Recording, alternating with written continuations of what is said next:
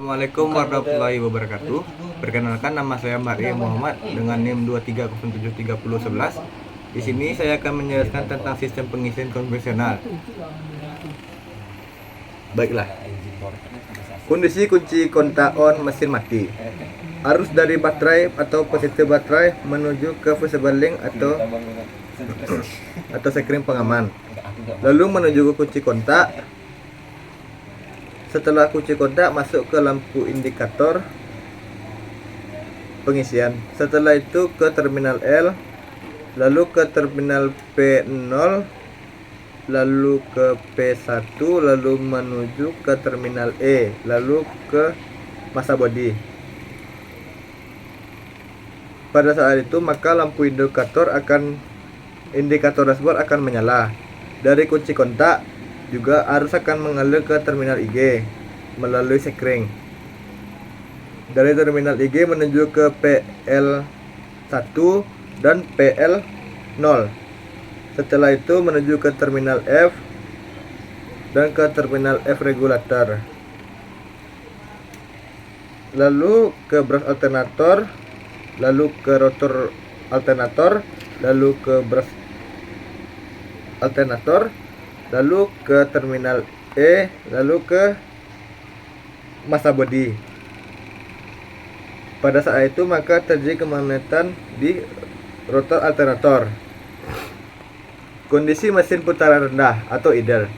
Rotor akan berputar dan stator akan menghasilkan arus listrik. Arus netral akan menuju ke terminal N, lalu menuju ke terminal N regulator. Setelah itu menuju ke relay regulator, lalu menuju ke terminal E regulator dan menuju ke masa bodi, sehingga terjadi kemagnetan pada relay regulator yang mengakibatkan P0 dan P1 berhubungan.